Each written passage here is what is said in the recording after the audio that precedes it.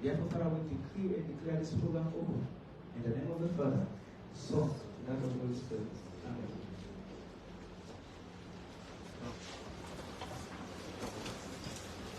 Thank you, Mr. Allison. And Mr. Ibrahim Sudais Kabo for the Muslim prayer.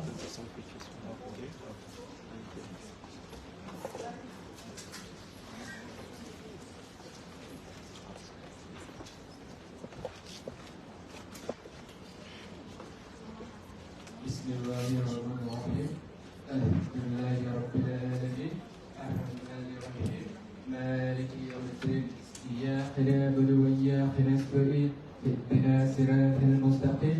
Siratal ladzina an'amta 'alaihim ghairil maghdubi 'alaihim waladdallin. ربنا آتنا في الدنيا حسنة وقنا عذاب النار اللهم إنك عفو تحب العفو فاعف عني اللهم إني أعوذ بك من النفاق لا إله إلا الله لا إله إلا الله محمد رسول الله اللهم صل على محمد وعلى آل محمد كما صليت على إبراهيم وعلى آل إبراهيم إنك حميد مجيد.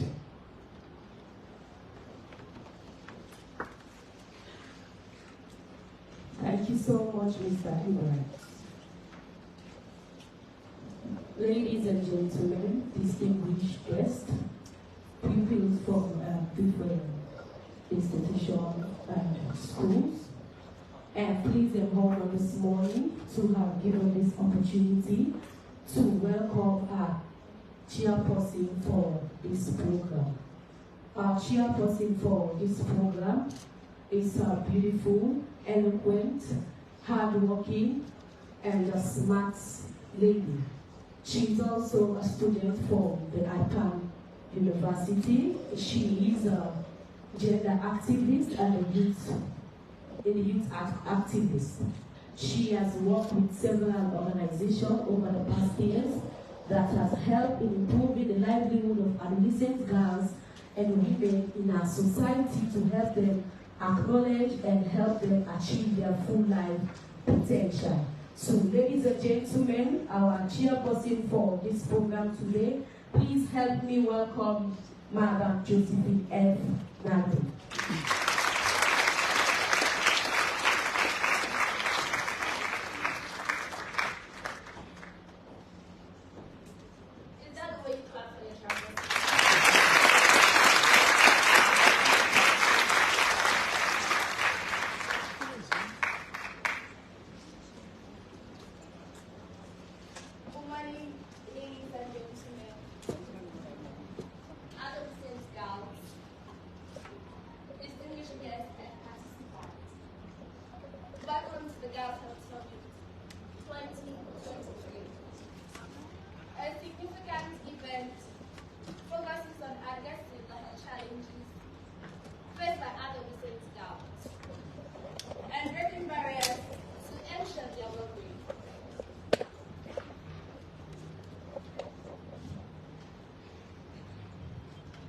We are honored to have all of you here today, representing various organizations, schools, institutions, and sectors, all united in our commitment to improving the health of adolescent girls. Adolescent girls are a vital and often overlooked segment of our population. They are innovators and change makers in our society. However, they face unique health challenges that can significantly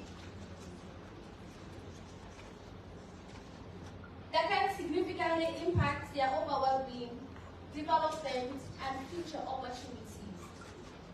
It is crucial that we prioritize their health and well-being, ensuring they have access to comprehensive healthcare education and support system. The theme of this year is breaking barriers on adolescent girls' health. Highlight the need to identify and overcome the obstacles that hinder the health and well-being of adolescent girls. We'll explore the various barriers they face and work together to develop innovative solutions and strategies to challenge these situations. Over the course of the summit, we have diverse and engaging program that includes statements from different organizations, keynote speech, and interactive workshops. Our agenda will cover a wide range of topics, including sexual and reproductive health and rights, preventing and addressing gender-based violence. We encourage active participation from all attendees, as your insights and experiences are invaluable in shaping the discussions and outcome of the summit. As we gather here today, let us remember that the health and well-being of adolescent girls are not just matter of individual concern, but also of societal importance. Let us commit ourselves to take concrete action, both individually and collectively, to break down the barriers that hinder the health and well-being. Together, we'll create a world where every adolescent girl has the opportunity to thrive, reach her full potential, and contribute to a healthier and more equitable society. Once again, I extend my warmest welcome to all participants and express my gratitude for your presence and dedication to this important cause. Let us make the most out of the summit, leveraging our collective knowledge, expertise, and passion to make the lasting impact on the health of adolescent girls. I wish us all a fruitful discussion, meaningful connection, and a successful Girls Health Summit 2023. With this, I say welcome everybody. I am just being Fatima Maada. I am going to be a co-chair, or I'm going to be a chairperson for today's event. I want everybody to sit tightly. We are here to learn, online, and we learn. We are here to connect. We are here to second messages. It is an opportunity for you to be here. Feel this entirely, because when you are here, you need to listen keenly. You need to jot down, because remember, you are going to disseminate the message to your colleagues. So don't forget to connect, don't forget to interact, and at the same time, take joy to listen and learn. With this, I want to welcome the first person on stage that will occupy this beautiful seat that we have in our midst. Can you give me the opportunity to welcome the first person, no less important than Miss Maria Jane, the Programs Director of West Africa Women and Girls. But kind of, we are going to do like this. Since we are adolescent girls, it's a mixture of both youth. We have girls and boys in our midst, and at the same time, we are going to do it in a youthful way. So we have different class from different sectors as well. So as she'll be coming on stage, I want everybody to stand and give her the welcome that she deserves. Can we please stand and then keep a clap when she comes on stage?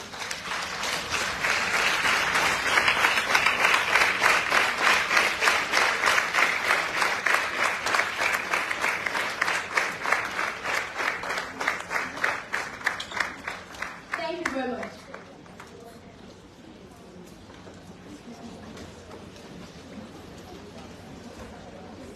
This is just the beginning. It's just the beginning for all the adolescent girls. Not the girls that we have in our midst, okay?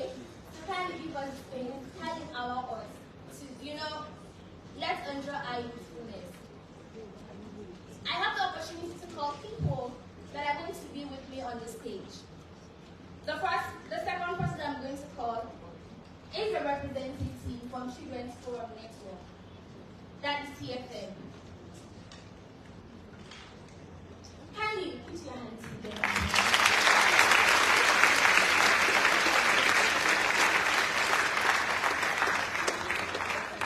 Next is a representative from Milestone. Kindly put your hands together. Followed by Save the Children.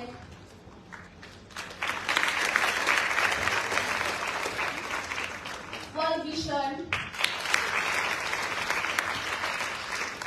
UN Women,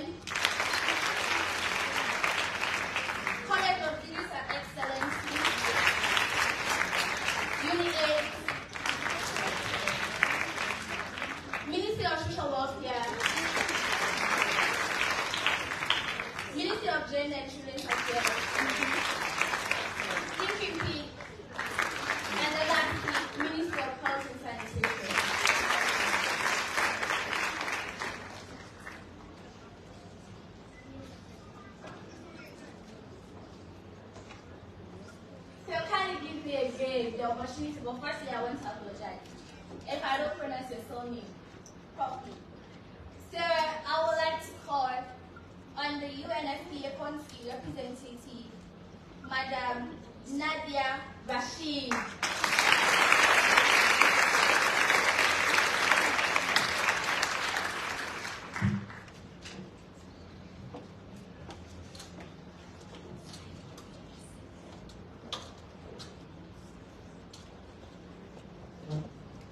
So with me, I have beautiful people that are going to give comments.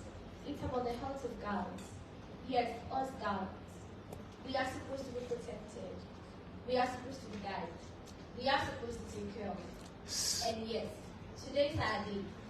Today, we are going to hear from different speakers. They are going to give statements. So I would like everybody to sit tightly, don't move, and make sure that you take notes of everything that is going on here. I would like to call her Mother Maria Majane to give us the welcome address by the summit organizer and declaration of purpose. So please, before Mama is coming out, before her giving her speech, so let's do a clap, okay? So we are going to do like this, candidates. We are going to do like this, eh? So rubber, rubber, rubber, rubber, rubber. Thunder. Let's go again. Rubber, rubber, rubber. Ada, thunder. Yeah.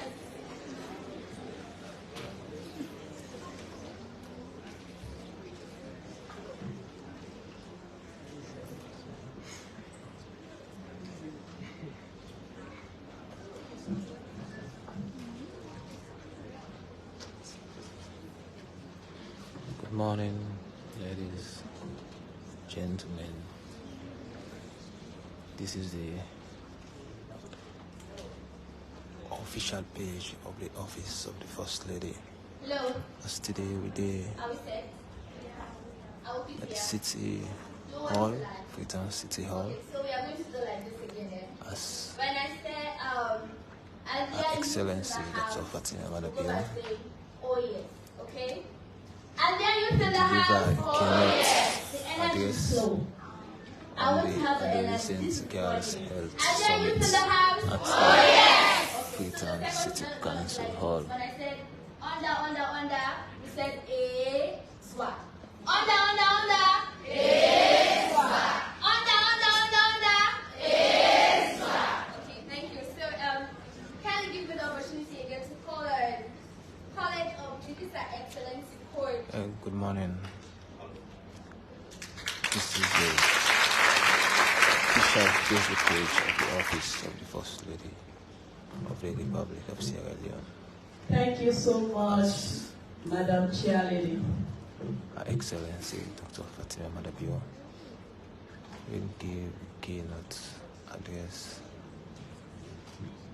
Before we do on anything this morning, Adolescent Girls we Health want to Summit introduce the 2023. staff of West Africa Women and Girls Empowerment on stage.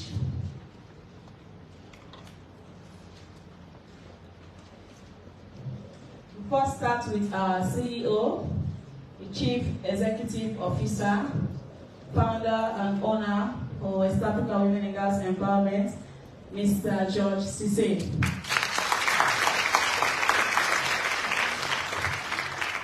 The Program Director, Maria Janet.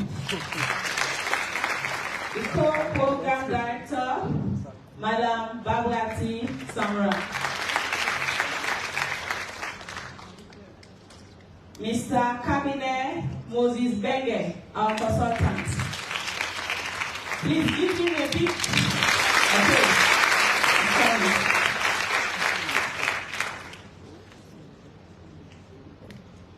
We are also calling on Mr. Ibrahim H. Koma, our program coordinator. We are also calling on Madam Rashida Dumbuya, the gender officer. We are also calling on the finance director, Mr. Ansu Sise. we put our hands together, please? Young people, are we in the house? Yes. Oh. Are we in the house? Yes. Ole, ole, ole. Okay, that's good. Okay, we're also calling on Mr. Lamin S. Kamara, our media director.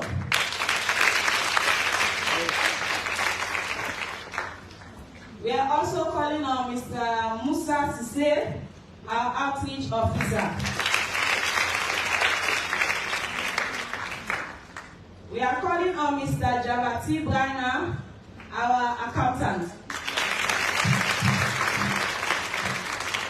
We are calling on Amnata Kano, our intern.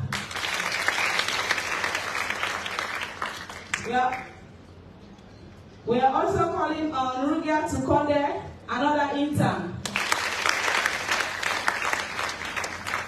Mr. Sobula, our district coordinator. Mr. Sudais Ibrahim Kabo, our manager. And again, we are calling on David, our operational man. Put that together.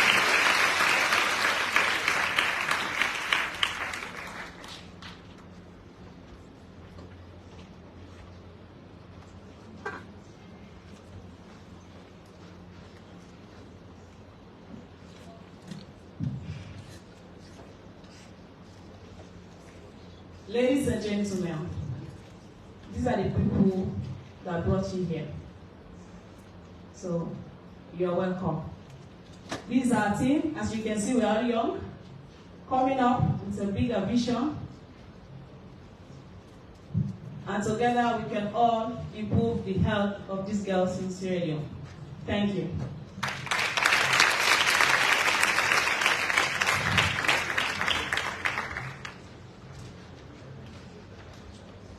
Now, we also have another set of people that were part of the planning of this event. These are our volunteers. Can you please come to the stage? All volunteers on stage, please. Put your hands together for them, please.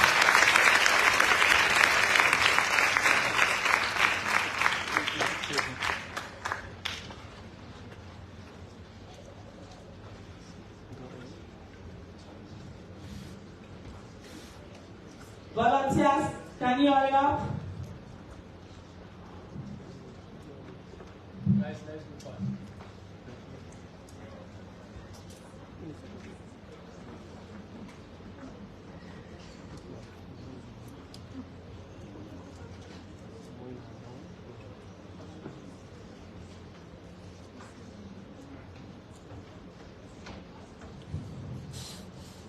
These are our volunteers for this year's Girls Health Summit.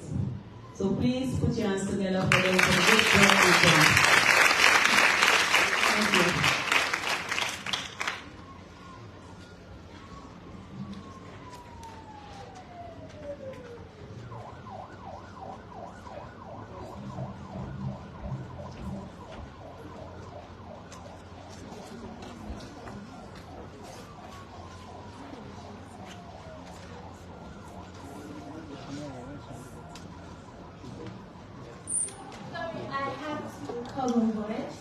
I want to call on a few people to join us on the stage. So, firstly, I want to call on the president of IPAM. Can you please come on stage? So, we have to start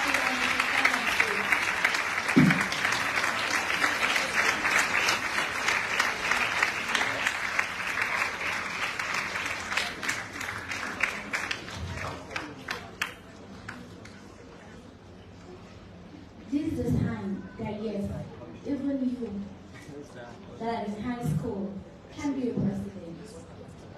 You can be a head girl, no matter where you are. No matter the family status that you're coming from. You can be.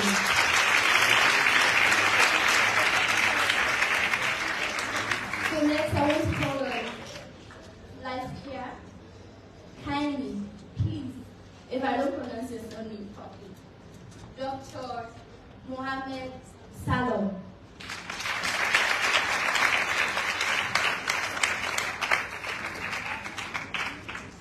You're welcome on stage.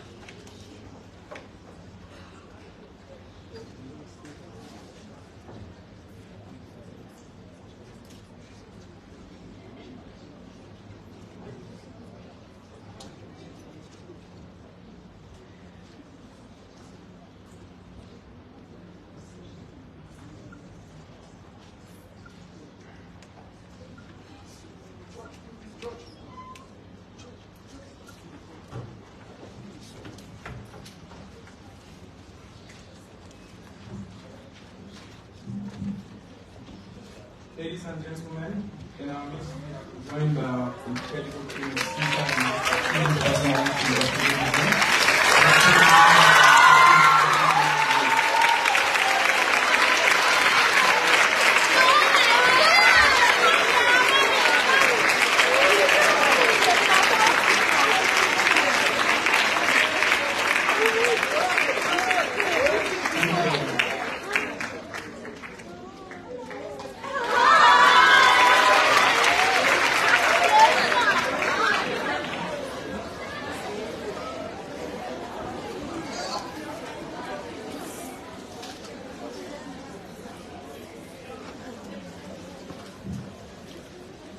Good morning again.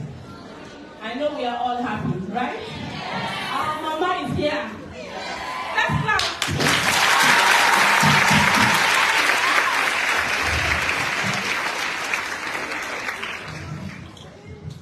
Her Excellency, the First Lady of the Republic of Sierra Leone, distinguished guests, esteemed participants, ladies and gentlemen.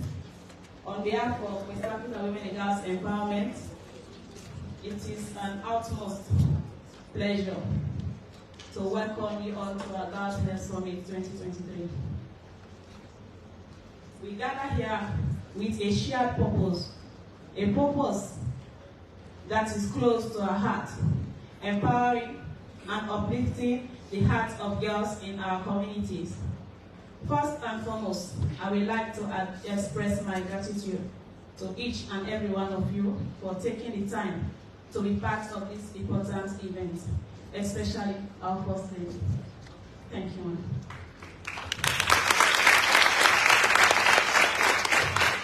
Your presence here today signifies your commitment and well-being and advancement of girls in West Africa. And for that, we are truly grateful. The Girls Health Summit is not just an ordinary gathering. It is a platform for us to come together, share knowledge, and express the pressing issue of health that affects girls in our country. We recognize the health is a fundamental right, and in our duty to ensure that every girl has the access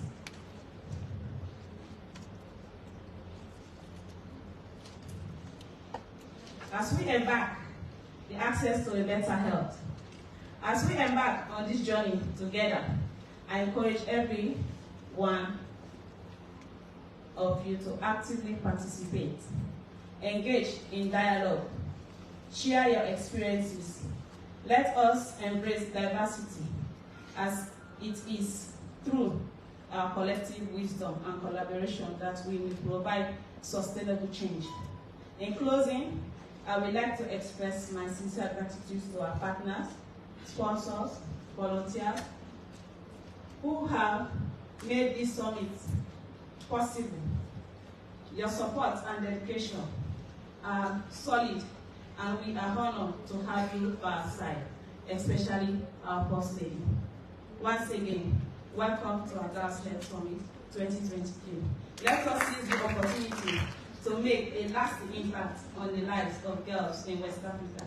Today, we can create a better healthier future for us all. Thank you.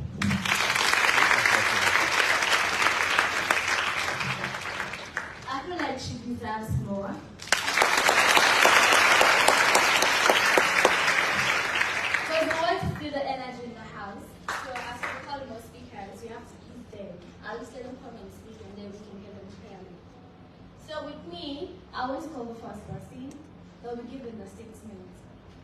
and this is a representative for the Children's Forum Network.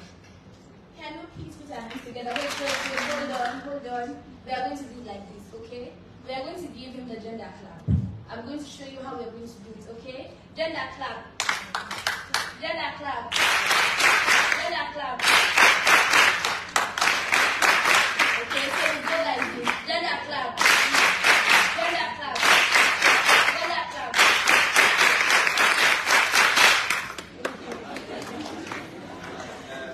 Thank you very much. I think that was an amazing clap.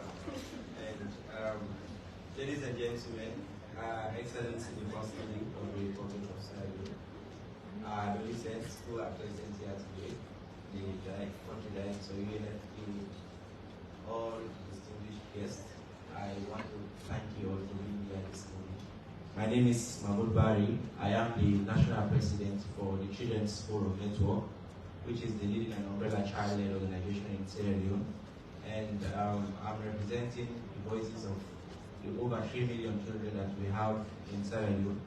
And today it is an honor to speak at the Adolescent Health Summit this morning, especially in presence of our esteemed First Lady, who has done a lot when it comes to girls' empowerment, education, and all of us know her remarkable work with the Hands of Our Girls campaign, the sanitary pads and all, which has been a symbol, not only in Sierra Leone, but all around the world. I want to thank you very much on behalf of the children of this country, and we recognize the work we are doing, not just for Sierra Leone kids, but also kids around the world.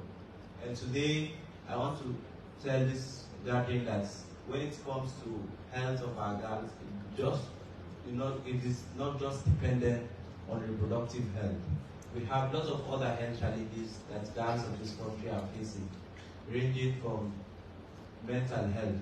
I think one of the key things that we have forgotten as a society is to pour resources on issues that has to do with mental health. And today, I want to even remind you that today is World Mental Health Day. Let's put our hands together for that. So as we hold this summit today, in the Day of Mental Health, I want us all to make sure that we remind ourselves, as the Leone says, there is no health without mental health. You cannot grow well in society, physically, emotionally, and in whatever circumstances when you are not fit enough with your mental health. So I think this is something we have to invest on as a society and as a community. And also, reproductive health. A few days ago, we met with the West African Health Organization, which is the health organization to ECOWAS, and we had this brief conversation on what are the key health challenges that are affecting girls around West Africa. And one of the key things that popped up was around reproductive health. We have challenges a lot when it comes to reproductive health, the STIs, of course the fistula, of course lots of other diseases, reproductive health diseases. So I think as a community, as girls, and as government, and also as partners, we have a responsibility to make sure that we provide the services and also drive policies. Because I have looked around and I've realized that there is no policy that specifically addresses the provision of services, of SRHR services to girls. Of course, we have a policy statement that says if a girl goes to the hospital for prevention, they can only be given in presence of when a parent has assent to it. And we know the society that we live in.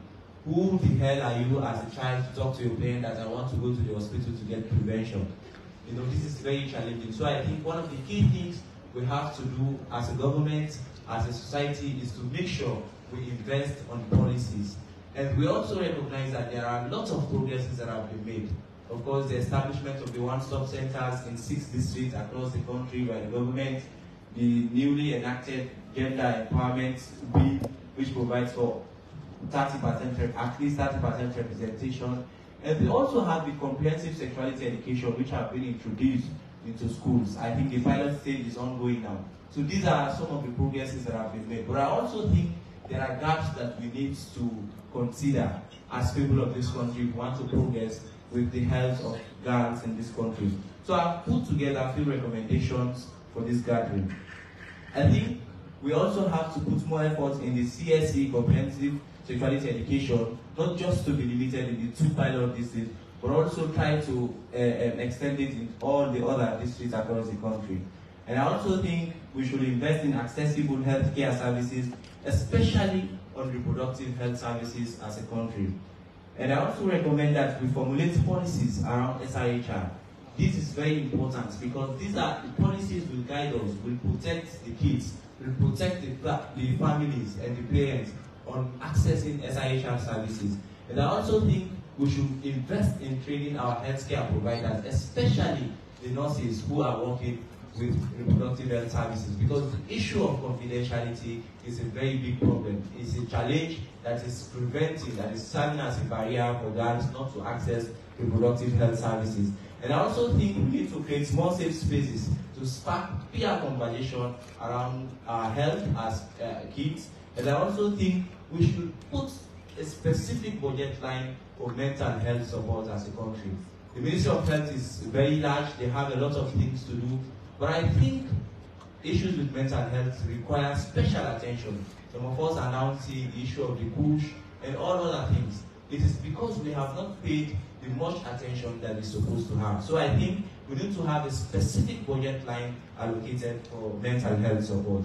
And I also think we need to invest in addressing partnership and collaboration. It is very important for government to collaborate with partners, for partners to collaborate with local NGOs, and for local NGOs to also collaborate with groups across the communities, because you cannot do everything at the head.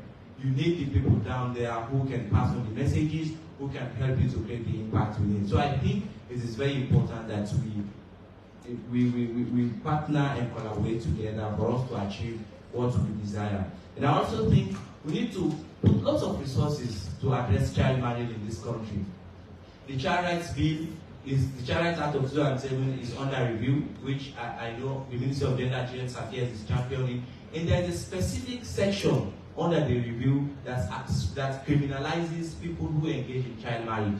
Not just the person who goes for the marriage, but even the DJ who plays the sets. So I think this is very important. But we cannot just have it as a bill. We need to pass it through Parliament, and at the end of the day, His Excellency the President assent to it, and we have it as a law. So it is very important we resuscitate the Child Rights Bill and pass it into law. At this point, I want to thank you very much for listening. Thank you very much.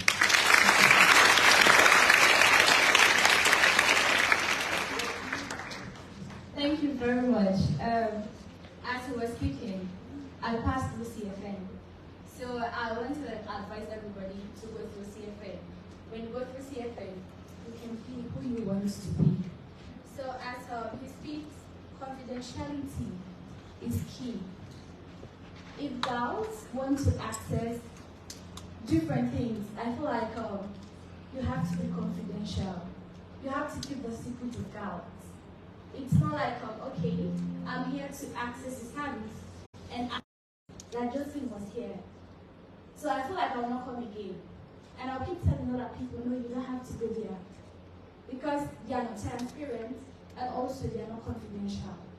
And the other thing he said to advance to create more safe spaces. Yes, it's indeed to advance to create more safe spaces. Us girls need to be in spaces. Us girls need to have one-on-one discussions. Sometimes I do tell people, when I speak to you, you speak to me directly. I know what you're going through. So we actually are dealing together. Other than you speak to somebody that's actually older than you. So we have to have more safe spaces in different disciplines. So with me, I want to call the next person that will be giving the statement. It's more or less a person from Maristo. So we are going to do this on a clap again, okay? So let's go. Woman, woman, woman, woman. Thunder!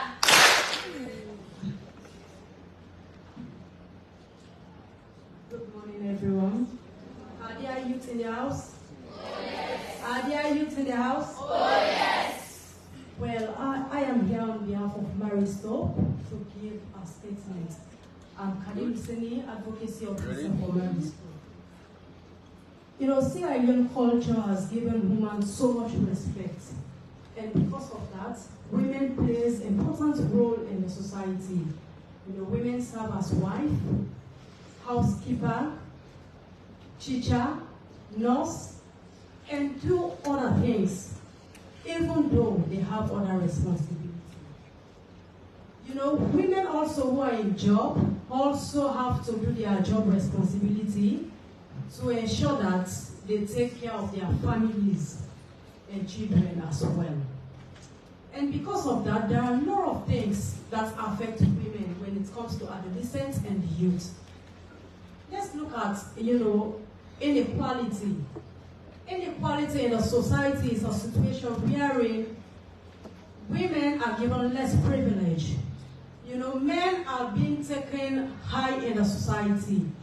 And because of that, we see in certain communities, society, and in our various institutions, men are being given in high position. They marginalize women because they think we are the weaker vessels. And this is a platform for us to learn as young people, as youth, as adolescents, to ensure that we have the ability to do what we want to do. And when it comes to sexual and reproductive health rights, we also have the right to decide on what we want to do. To decide when we want to have our children, to decide to complete our education, and all of the rest. So basically, we also look at education. When we look at education, now the society is changing, right? And the president is trying to ensure that we have quality education, which is very key for us youth. Because when you educate, it can help you to get a good job. It can help you to take care of yourself and your family. There is a saying that, before you give birth to a president, you should do what? To the wife, eh? And here we have our first lady. She is a woman. When she came in, we all are happy, right? Yes. And it is good. We need to serve as an example. We need to come at the forefront. Now, education is there. They want to empower you. They want to see that you educate. We need to take it as a good opportunity to ensure that when there is a job, more women are out there for the job. When they talk about inequality, we have more women. When they talk about 50-50, we have more women. So we also have some other issues that affect women in the society. Also, when you are not empowered, because women have multi-tasks that we do, and also we are multi-talented. But because of the way society is being perceived, that women are the weaker vessel, because of there are not much opportunities given to women, we sit and we lag behind. And because of that, we don't even have our own rights in terms of to decide in our economy how we use our money, how we get our money. Because before this time, they said that it's usually the women that go after men, eh? But now, when you see in certain relationship, women are now the breadwinner of the family. Now, when some men go after some women, they ask, do you have a house? Do you have a job? Because they know that women should be independent economically.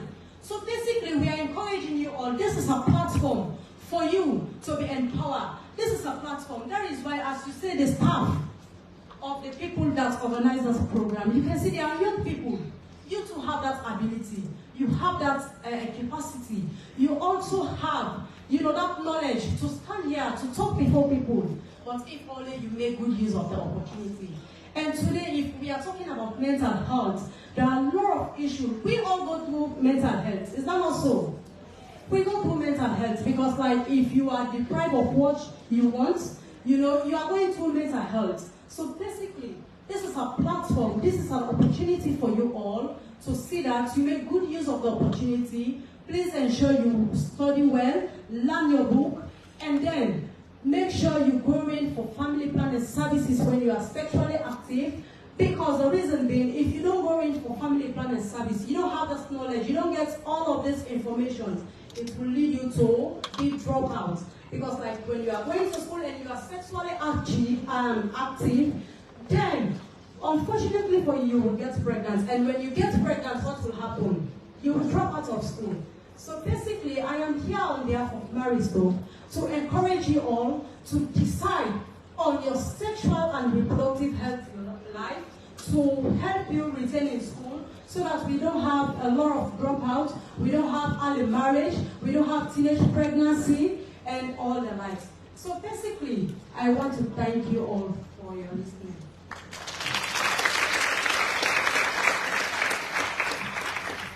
Thank you very much, ma'am. So kindly ask him for, are you learning?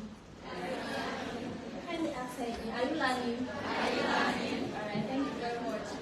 The next speaker is for Thinking Pig. So this one, we are going to just do the continuous clapping as the speaker comes on stage, okay? So let's keep clapping for the next speaker for Thinking Pig.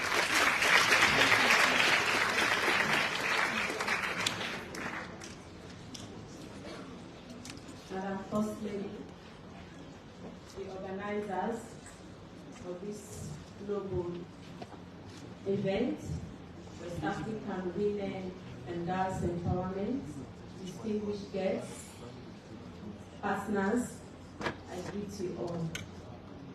I am Elizabeth N. Stevens, Program Director of Thinking Pig Breast Cancer Foundation.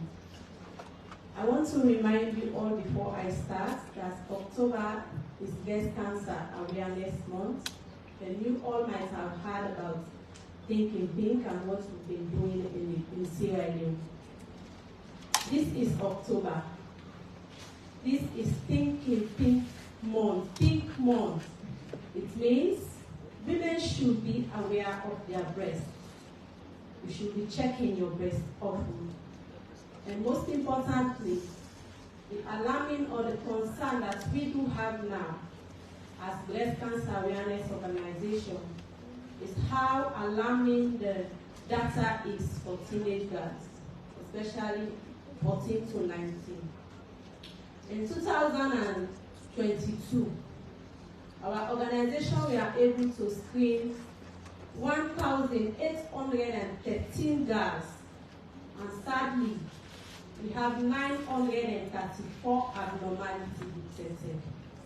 So I want to thank Women and Girls Empowerment Sierra Leone for platforms like this to make sure we come around or act as partners, work as partners, to be here to raise awareness month. Fortunately, in October, which is the Breast Cancer Awareness Month, for you to be aware and for you to know that there is a provision in this summit for you to check your breast. We have our health personnel at the entrance when coming in for you to go check, which is free, sponsored by Thinking Pink, partnering with Women's and Girls Empowerment.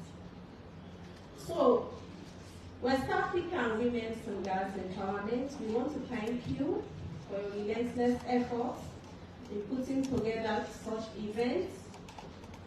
I want governments of Sierra Leone, partners, to put forward funds for events like this for girls, to bring them to create safe spaces for them to be thriving, to be aware for their health, because their health and well-being is much more important.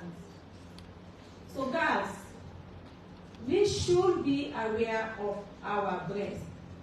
What is breast cancer? You might have been asking. This is a malfunctioning of our breast organ. Breast cancer is a multifaceted disease. How? It can affect any part of our body. But our focus here today is about breast cancer. What are the signs to look for? We look for breast inflammation, that's swelling. We look for abnormal breast discharges. We look for lumps in our breast. And also, during your screening process, they will have to teach you how to go about self-breast examination. Meaning, after 10 days after our menstrual cycle, we should be making use of our mirrors, checking for any breast abnormalities. What might have been the causes? Long-term use of contraceptives, smoking, alcoholism, etc. What might be the preventive factors? We should be preventing ourselves by, at your ages, to at least maintain abstinence. And then frequent exercise. Eat healthy, more vegetables. We all understand how the economy is, but at least manage to drink much water per day, or you eat at least a cucumber per day. It will help you. However, I want to leave this statement to you all that this is Breast Cancer Awareness Month, and Thinking Think has created a safe space for you. We are all over Sierra Leone markets, slum communities, schools. There are schools that we've been to, and some of them are here. We are trying our best to make sure women and girls are aware of their breast, because breast is the most important organ in a woman. I want to thank you all.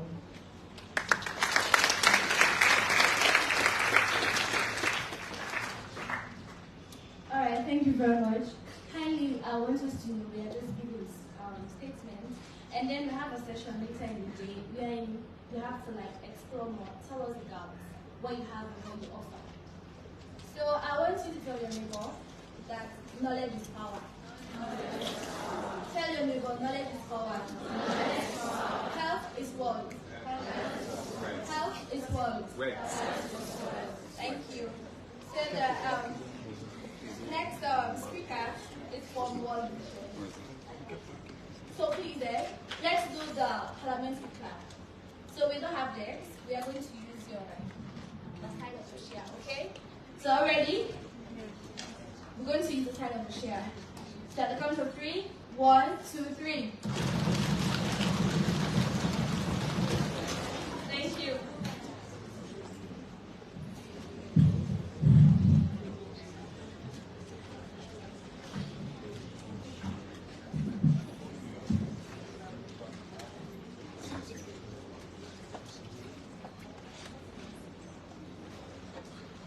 Good morning, everyone.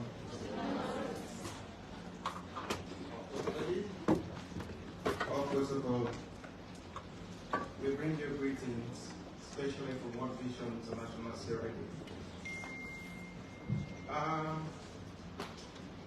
We, as an organization, we are grateful for this opportunity which has been given to World Vision to give a statement specifically on maternal and child health with a special focus on breastfeeding and teenage pregnancy.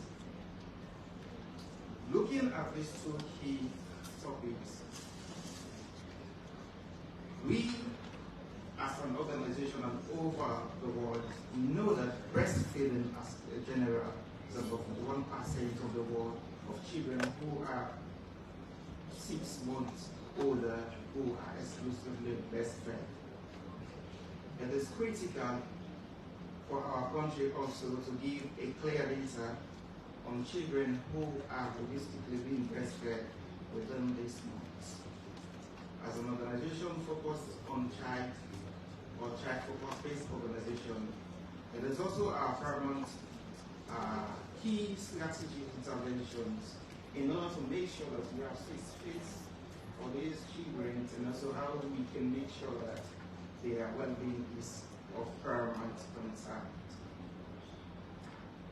With the greetings from our leadership of World Vision, we are also very happy because from the just concluded United Nations Summit, we were opportune from our president globally, and we might have talked with our president, which also he expressed his concern and thanks with all the works and activities the World Vision is doing globally on to the specific Sierra, and for which we are very grateful, and we will continue to do more to make sure that we have a safe space for our children and girls. But rest assured, with this short program, we are very grateful for West Africa Women Summit. That's empowerment. We are very happy for extending this invitation to World Vision. We hope and pray that at the end of the day, our girls, our sisters, our mothers, partners, we also understand some of the key issues surrounding breastfeeding and also teenage pregnancy. Thank you very much.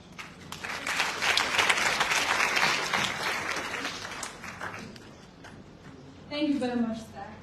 So I feel like we need more energy in the room, okay? So this is just how we are going to do it. You know, we are school for people, so we are just going to sing the normal one. If we are happy and you know it, clap your hands. If we are happy and you know it, clap your hands. If you are happy and you know it, and you really want to show it. If you are happy and you know it, clap your hands. So go again. If you are happy and you know it, clap your hands. If you are happy and you know it, clap your hands. If you are happy and you know it, and you really want to show it. If you are happy and you know it, clap your hands. Thank you. So the next speaker, I want to give the opportunity to my very own president of IPAM. You're welcome.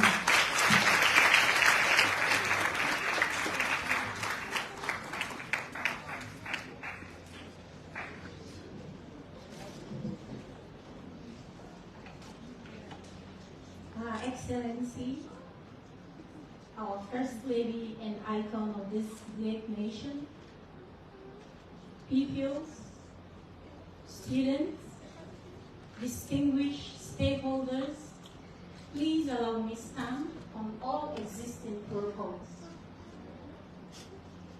I am Salimatu Jadite, the first online elected female president in the history of IPAM, University of Leone.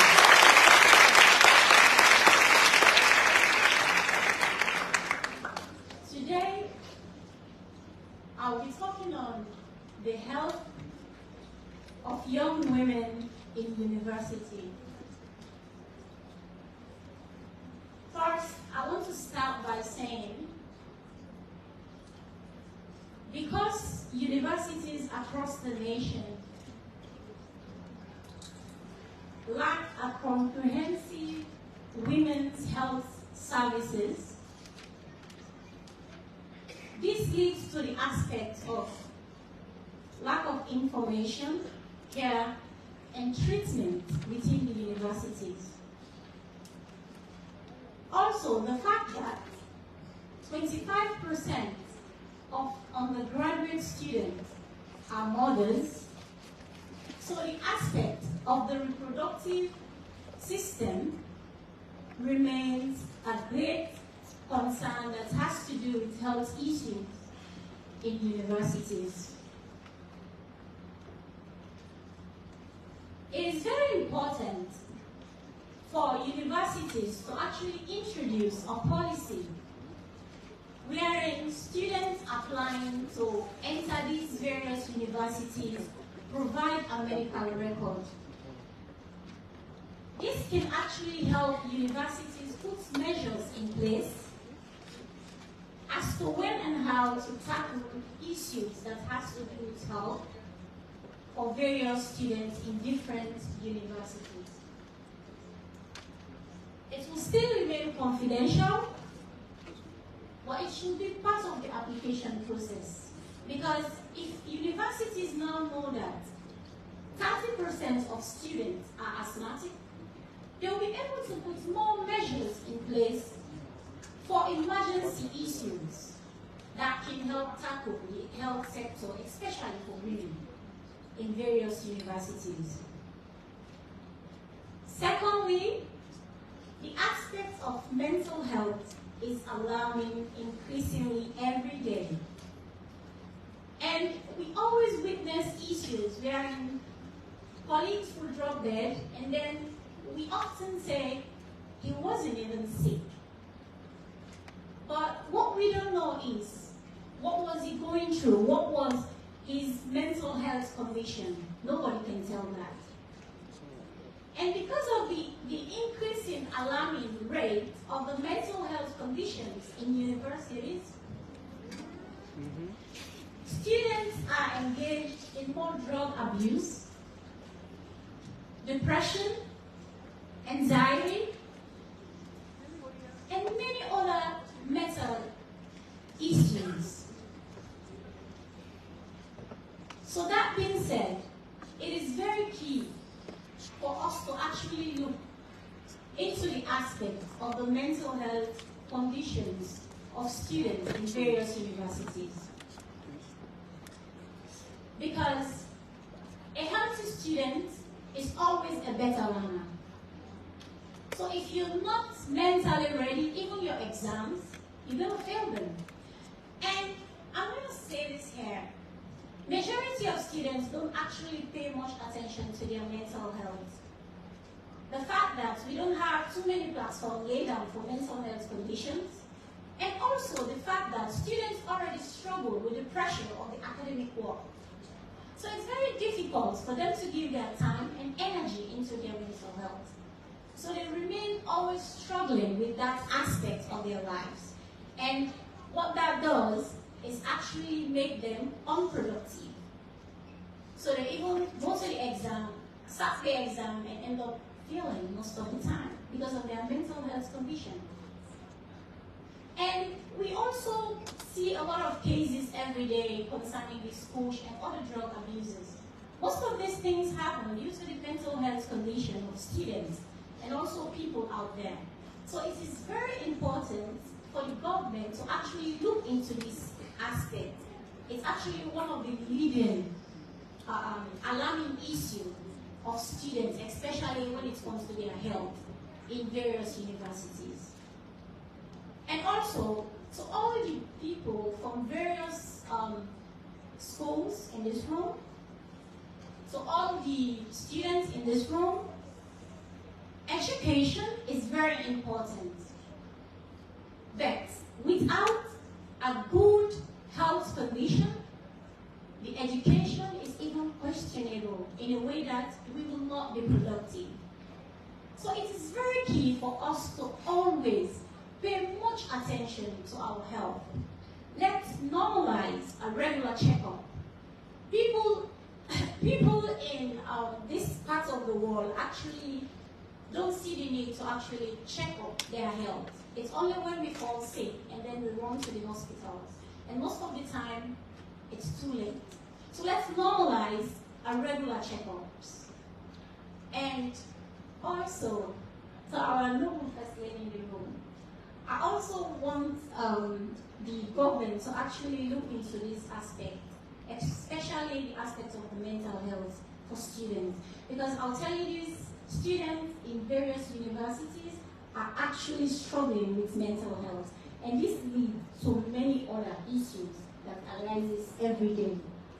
So probably the government can look into that and see what can be done to actually promote the aspect of mental health, because it's actually one of the leading causes to many other health conditions.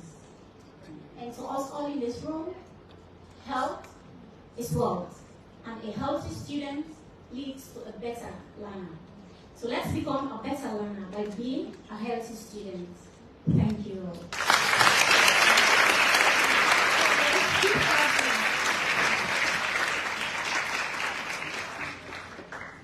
That is my president, or that was my president speaking. So I would say I'm proud of Anna. So, a healthy student is a better learner.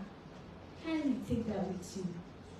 so next Speaker to come on stage to give his statement is from Life Care.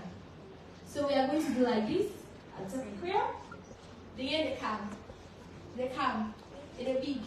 They come. It doesn't. So the way there. The end they come.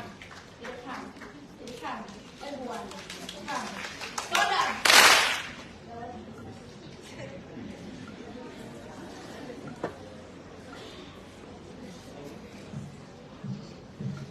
Hello?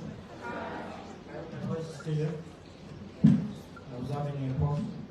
Today I'm going to talk about the mental health.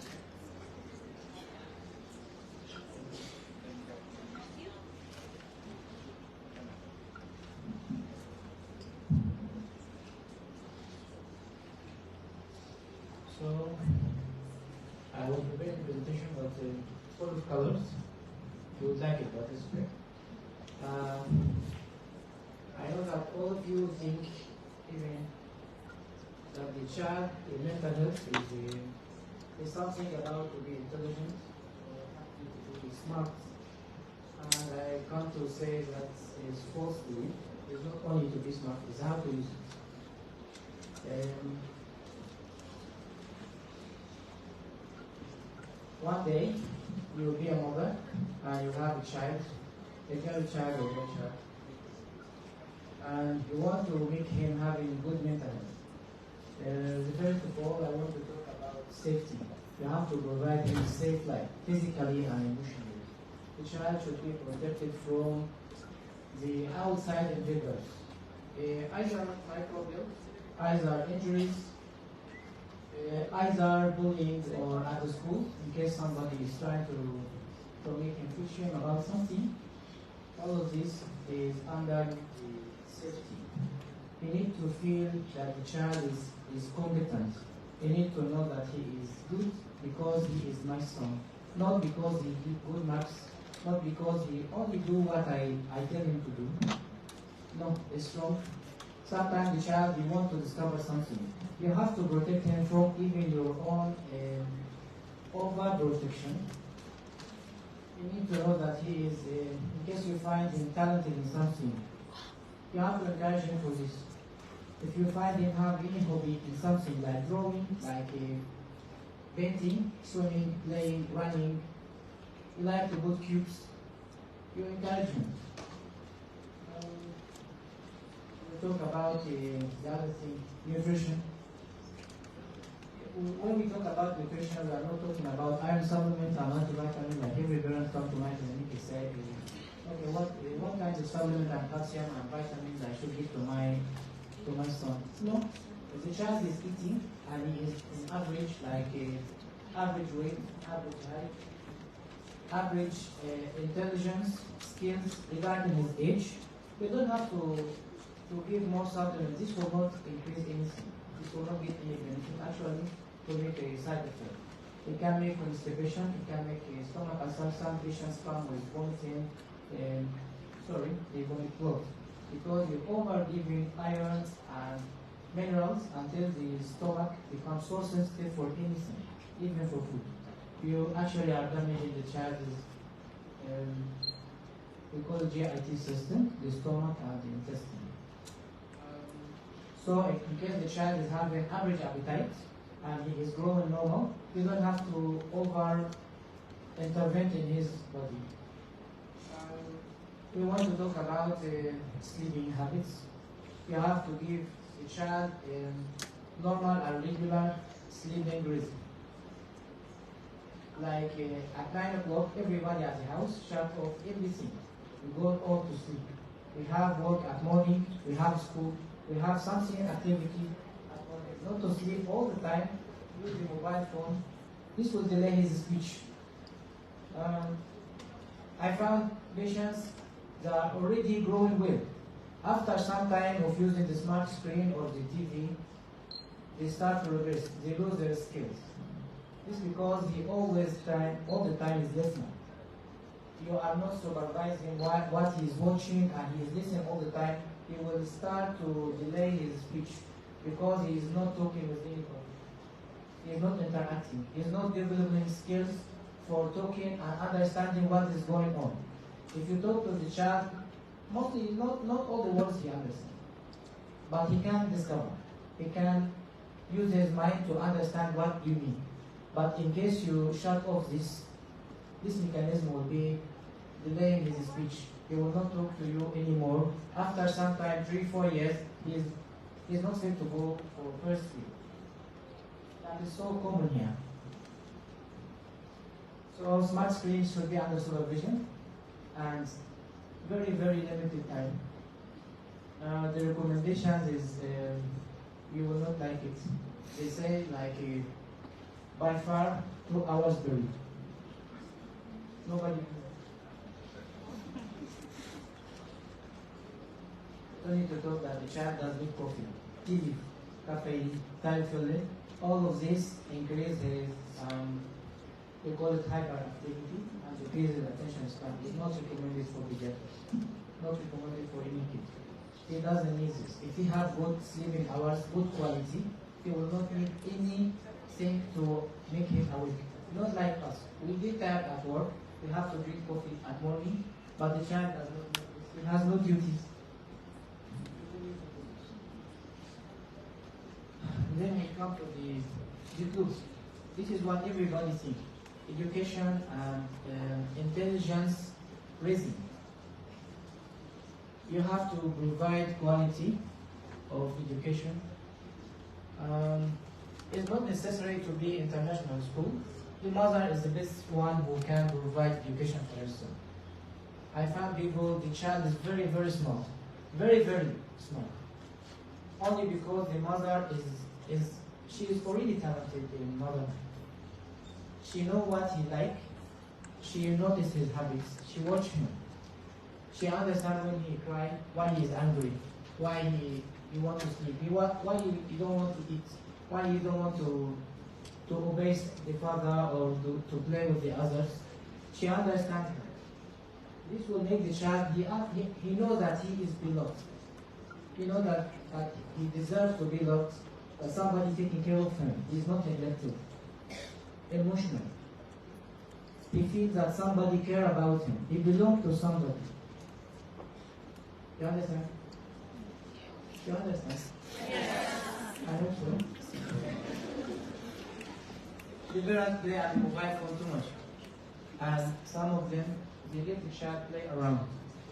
She doesn't care, or the parent doesn't care about the kids. He sends them to school and he's busy all the time. That is very, very harmful. You have to provide him time to understand that he is your son and he understands that he belongs to you. At this moment, he would like to live. But in case he is neglected, he will be socially isolated. He will be so violent with other kids. You don't know anything about him. You have to care. Exercise and play and training. You have to discover the talent of your child. In case he starts in swimming, football, basketball, anything, you have to find his talent. Anyone has the talent. You just have to find it. The protection. The first thing to protecting the child from is the smart screen. Nowadays, it's a syndrome. Syndrome like it's a little bit complicated. The sum of characters find in the child who use the smart screen too much. I don't know if you know about the autistic spectrum. To be socially isolated from everybody, he play alone, he eat alone, he think alone, he doesn't interact with the whole environment. At this time, the mother is wounded. She let the child to take him through his own worry to the outside. Another thing I want to talk about is the junk food. Junk food like burgers, fries, is very, very damaging. Obesity is becoming so like, it's becoming like,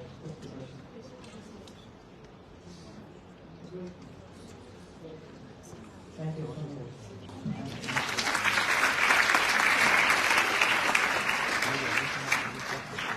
Thank you very much, sir.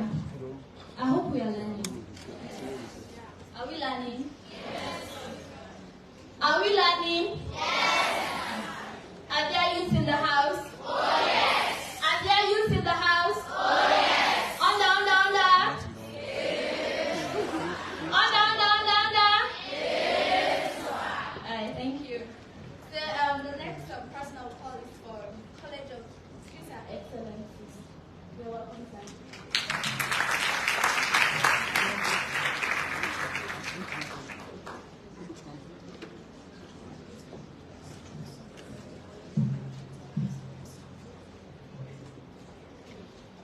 Her Excellency the First Lady, ladies and gentlemen, Good morning. I do still good morning, right? Yes, just good morning. I'm deeply honored to be here today to speak on this particular topic where I don't have any mastery. Okay, so I will not go in depth on this topic. Rather, I will talk about something else which is related to this event. Okay. As many people said, our colleagues have already, our different partners have spoke about child health, then your mental health. One of the biggest aspects is the mental health. Okay, if as an institution, as an organization, or even an educational institution, if we focus on girls, even not only the girls, if we focus overall on the mental health, I believe that we can bring a change, overall a change in this entire nation. We all know this adolescent is not a problem in West Africa, it's an across problem across all developing countries and underdeveloped countries, okay? And we are fighting at every aspect, at every level, people and different organizations are fighting on this, okay? They are trying to come up with different schemes, different strategies to bring the girl child up to a level wherein they can feel safe to communicate and access their own rights in the society. I just appreciate all the partners here who has contributed.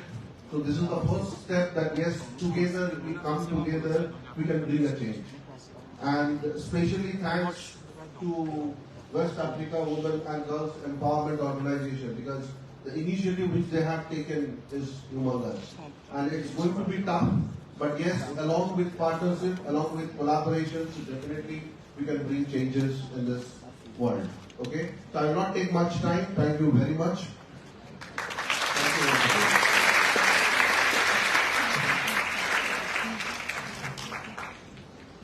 Thank you very much. Speaker, they'll be given the statement. She is a woman. So we are going with the gender club. I want to know if people actually, like if I teach you something, it will stay in your head. So I hope you do remember the gender club. Do you remember the gender club? Yes. Okay. So kindly give me the honor and opportunity to call the country representative for UNFPA, Madam Nadia. So before Madam Nadia is coming, gender club. Gender club. Gender club.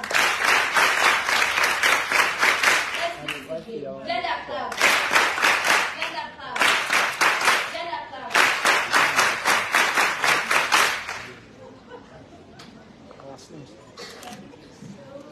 I really enjoyed that class, and I've been learning a lot new stuff.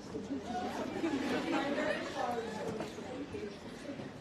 Your Excellency, First Lady of the Republic of Sierra Leone, Dr. Fatima Maada, all my fellow speakers, representatives of government, development partners, civil society, and private sector, and most importantly, all our girls who are with us here today.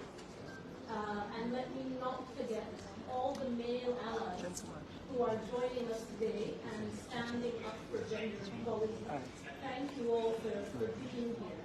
It's really my deep pleasure to join you in this event today. As you know, we're commemorating tomorrow the International Day of the Girl Child. So this event comes at a very special moment. And as you've heard from so many speakers, we're also bringing attention to World Mental Health Day, which is taking place today. So I want to begin by really expressing my appreciation to the West Africa Women and Girls Empowerment for bringing together this very important platform. It's important to convene spaces like this, and I really appreciate the fact that this brings together many, many partners who are represented here, including UNFPA. So thank you for giving us this opportunity to collaborate. This year's theme for International Day of the Girl Child is investing in girls, our rights, our leadership in life. This theme is very much at the heart of everything that we do. our mission, our vision is to help create a world where every pregnancy is wanted, every childbirth is safe, and every young person fulfills their promise. So that is the mission that we are really working towards. And so at the heart of that mission is the empowerment of adolescent girls. So we need to ensure that you are at the center of all that we are doing to make sure that nations can develop in the way that they can really achieve their potential. We know that when girls are empowered with knowledge, with information on sexual and reproductive health and rights, they are better able to make decisions, they are better able to make informed choices, they are better able to pursue their potential, and they are better able to forge the kind of changes that we want to see in society. So today we're really here celebrating the infinite possibilities for adolescent girls in Sierra Leone.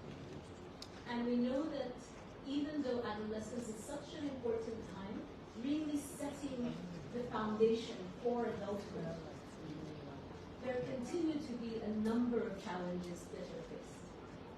We've heard from other speakers that child marriage, adolescent pregnancy, and gender-based violence are really derailing the lives and potential for too many girls and too many women. There has been a lot of progress in Sierra Leone, and I really want to acknowledge and appreciate the progress that we've seen. Very, very important progress. Yet, for too many, there are deep challenges. We have 1 in 3 girls who are married by the age of 18. We have more than 1 in 5 girls who begin childbearing by the time they are 18. And we know that that often means that opportunities in education, in livelihoods, in employment become limited. So these are challenges that we really need to work together to address. I really would like to commend the government of Sierra Leone for its very, very, very strong commitment to promoting gender equality and the empowerment of women. You are all familiar with the Gender Equality Act, but there have been many, many, many other developments that are really setting the stage to move towards that path of gender equality. And I also want to commend the attention that's being brought to sexual and gender-based violence and the importance of really having a whole of society approach to curtail violence, because violence has no place in society. I also want to commend the efforts of civil society partners and of community partners who are so critical to advocating, to ensuring that there are spaces for community dialogues to help change and transform harmful norms that we see in our societies. And I also want to commend the private sector for often coming in to support funding for those very important initiatives. But most importantly, I want to commend the First Lady for the work that she has been leading and her personal commitment and drive to ensuring that issues impacting girls are front and center. Issues of violence impacting women and girls, issues of child marriage, issues of menstrual hygiene, and many, many, many others. Through the Hands Up Our Girls initiative, we have seen the kind of impact the initiative has had in bringing visibility across the country, in opening spaces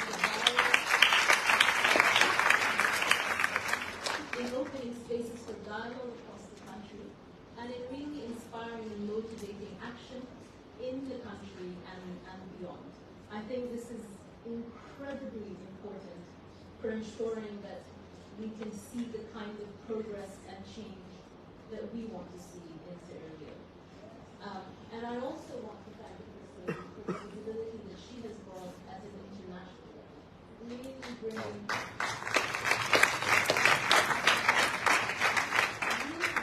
the voices of survivors of sexual and gender-based violence to the forefront. I think many people will know that there is a new UN International Day on 18th November, so next month. We need everyone to continue their advocacy to ensure that we continue to have a strong focus on this very important International Day, led by the First Lady, on ensuring visibility for victims of violence and abuse, particularly childhood conflict violence. And finally, I really want to focus on all of you who are here. The fact that you're here shows that you already are leaders. You are already making the connections to promote change in society in a positive way to allow girls to reach their potential. So this summit, and I want to once again congratulate West Africa Women and Girls Empowerment, staff, the volunteers, and all their partners for pulling this together. But this summit is your opportunity to highlight the issues that matter to you, to bring attention to changes and recommendations that you want to see. And I hope that through this summit you will be able to continue to network, form new connections, learn new ideas, and find inspiration that you take back to your families, your friends, your communities to help influence change. So I really know that each of you can affect so much positive change. And I encourage you to take that leadership in your hands and help drive towards the change that you want to see. So thank you so much again. It's a pleasure to be here with you, and it's been a pleasure listening to all the speakers who came before me. Thank you.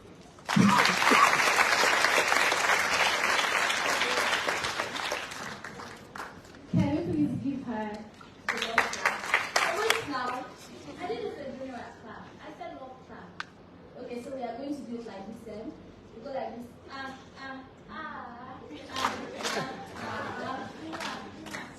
Okay? Are we ready? Yes. Are we ready? Yes. Okay, so let's give her the love clap.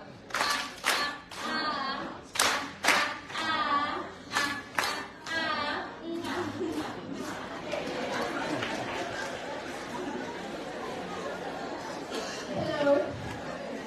So as she said, and also I mentioned earlier on, don't forget to network, don't forget to make connection, and don't forget to learn.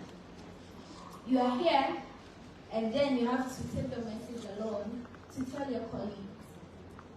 So as we gather here today, let us remember that health and well-being of adolescent girls are not just matters of individual concern, but also of societal importance. So I want everybody to come together. This is not a one-just height or one person. So it's a collective effort. Let's come together and see that issues of girls have been addressed. We have been sitting for quite a long now, and it's time for us to have some moves, shake our body, and enjoy. So with me, I want to call her. Are we ready? Yes. The energy is cold. Are we ready? Yes. So with me, I want to call her. We have 2 artists that are going to perform for us. If you are ready, say oh yes. Oh yes. If you are ready, say oh yes. Oh yes. Okay. So artists, please. You only have 3 minutes. You only have 3 minutes. So are the artists ready? Okay. Can you give me the opportunity to call the first person on stage? No less a person than Melody!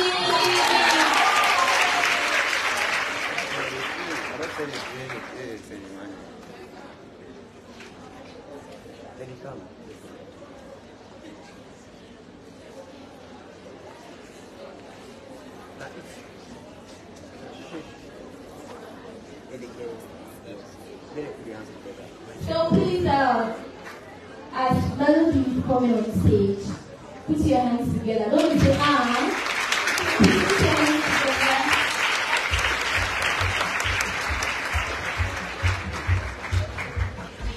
Are we ready to party?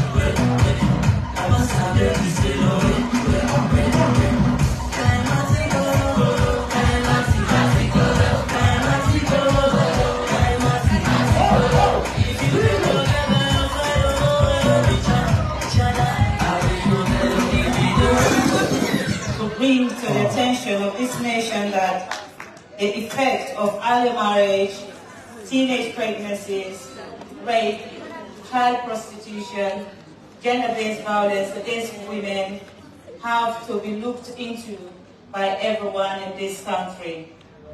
If you stand for justice, rise up. The woman that need justice, rise up.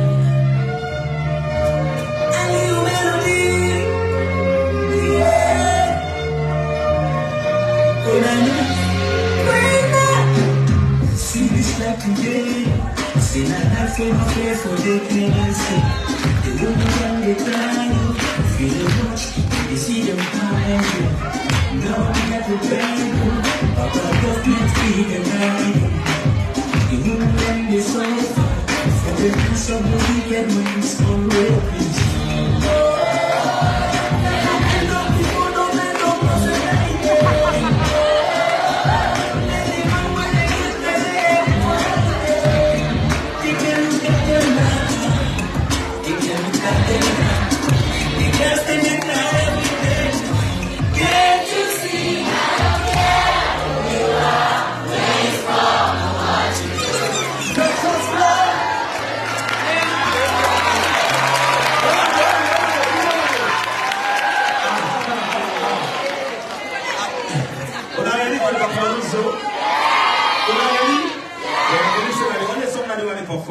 Well, let's go first. Oh, baby, yes, I know.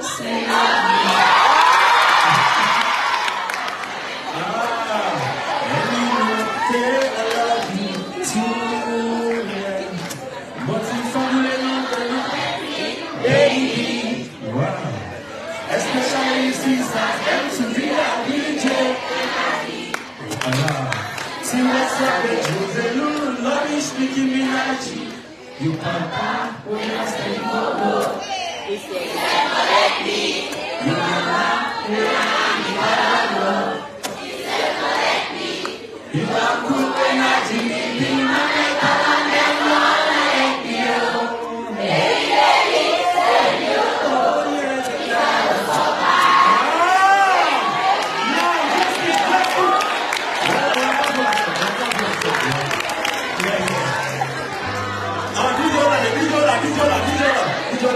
No, the same song, and for that we are for Tiabi.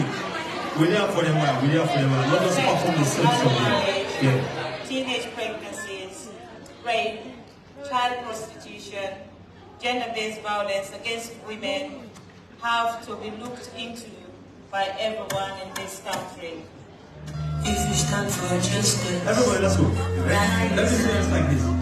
Well, the woman that need justice, rise.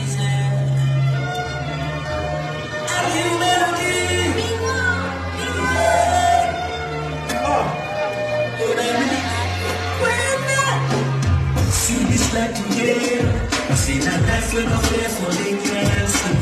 The woman can be crying. I feel the watch, you see them eyes. Now I'm back with them.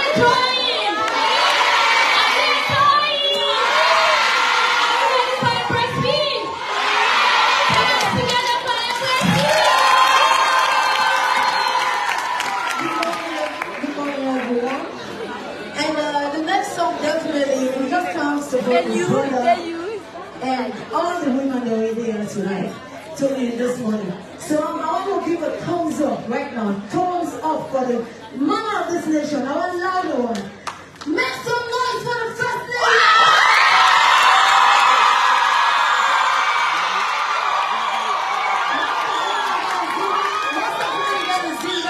Talk to girls. Some of you with a shame, what we do now for go out on the stage and talk to the boy picking them up. But we don't give you the courage, the zeal, because the enemy for everyone and we too the try. So I think in our mentor, we're going to for following the footsteps, and it's going to be great working with them. So make some noise for what can next.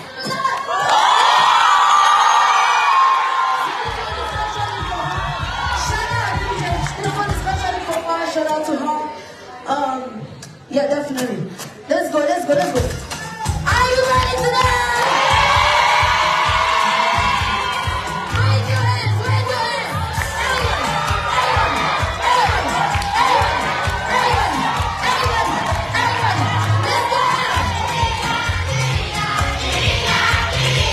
We go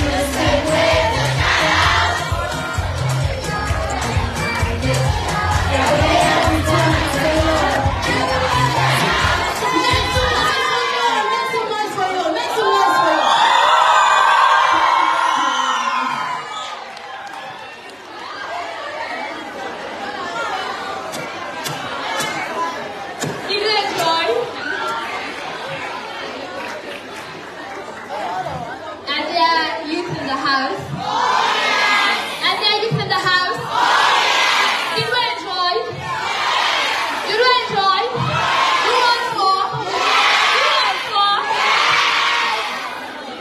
Okay, so let's give a shout out to our first lady. Oh yes, oh yes. So 1, 2, 3, go. Oh! So we are going to give a shout out to our very first lady, okay? So we are going to go like this down. Are we ready? Yes. So except I think of an English. So let's do the hands for girls clap.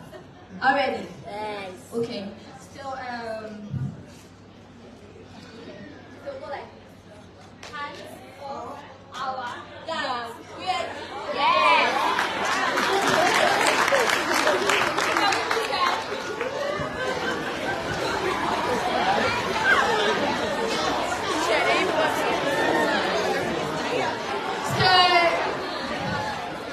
We actually invented the hamburger. Hello? We actually invented the hamburger clap today. And the word. So ready? Here we go. Hands off our girls. Clap. Ready? Hands off our girls. Do it again. From the last step. Hands off.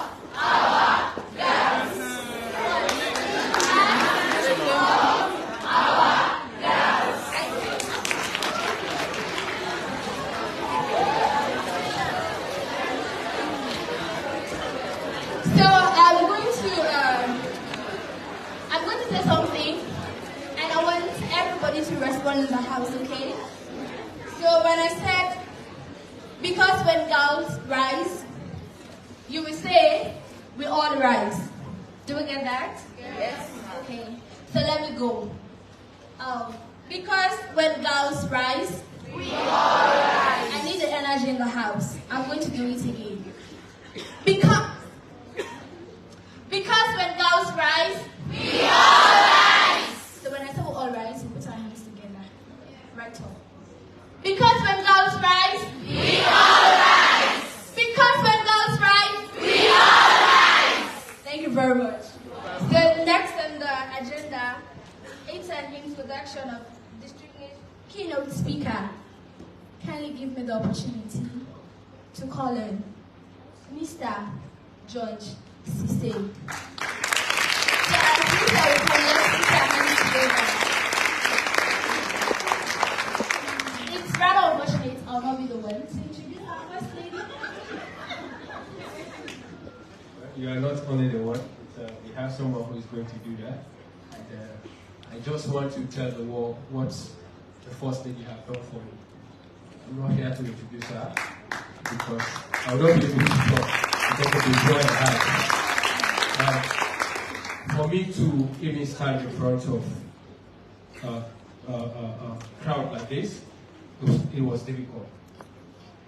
If you are working with First Lady, all she needs, you have to make it perfect. No matter how it is. Yeah? So, for me, it's an honor to have the greatest surprise and gift ever I've had in my life is her presence here today. I'm coming from a humble background, and I'm the eldest son. You know what that means when you have 5, 6 sisters to take care of, and you are not at that big to be able to take care of them. And I will tell you what, that today, as a male, I'm taking care of female, and they are now in college. Since they started their schooling, they are now in college. It's all because of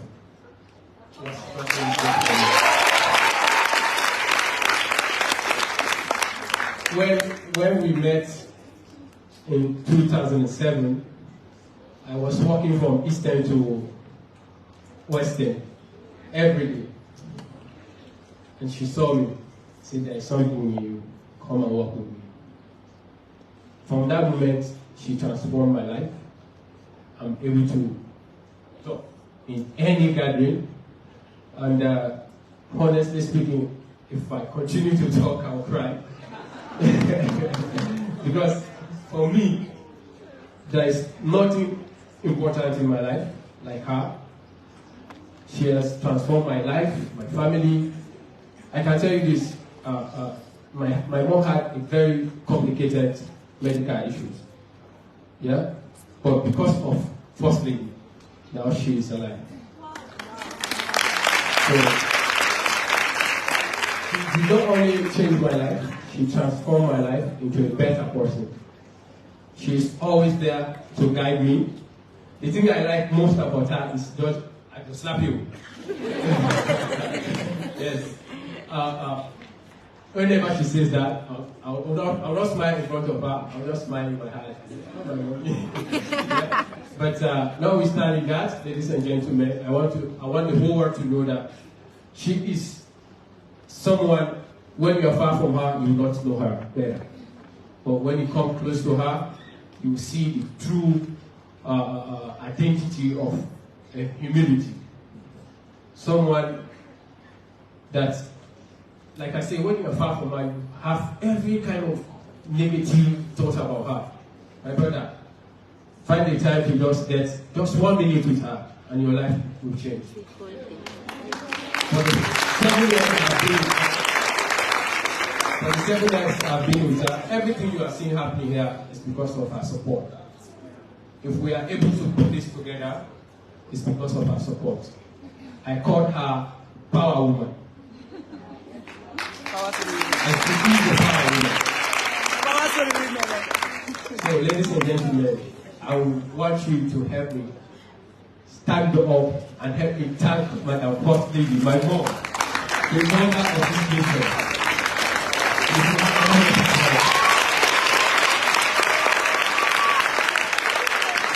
Thank you so much. So like I said,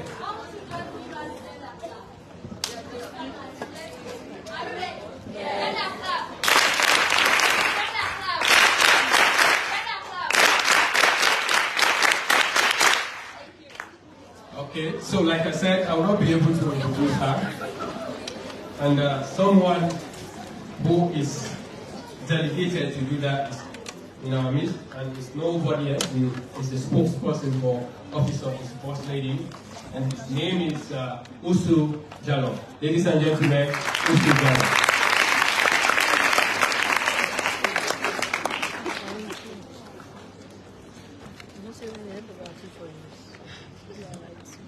Thank you very much.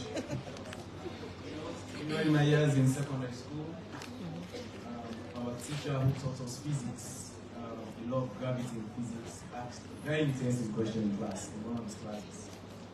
He said, Previous, what would you change if you have the power to turn back the hands of time? I was the shortest in class. The teacher said, if I had the power to turn back the hands of time, I would go to Creator and tell him to add some Egypt to my house. Your Excellency, Madam First Lady, distinguished ladies and gentlemen, if anybody understands the power and vision of women and girls' empowerment and what we are here for today, it has to be our very distinguished keynote speaker. If I talk about her impossible journey from teenage stage to where she is today, fueled by education, our guest speaker understands it because her own parents had the courage and the vision to give her the best education possible, which, as we all know, she has gone on to use not only to overcome some incredible challenges, but to do some really amazing things around the world.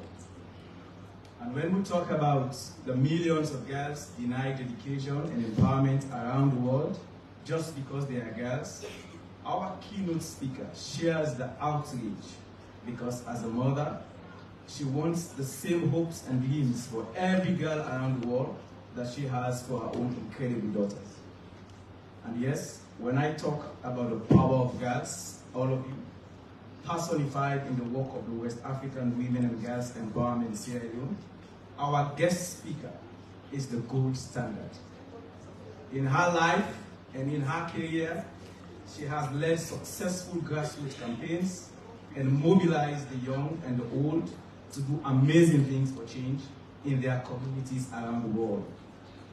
Please, ladies and gentlemen, distinguished guests, join me in what has to be the greatest honor of my life to welcome on stage our incredible woman, a champion for women and girls' rights, and the young people's power to change the world, and she likes to say more than any other thing, a wonderful mom, the First Lady of the Republic of Sierra Leone.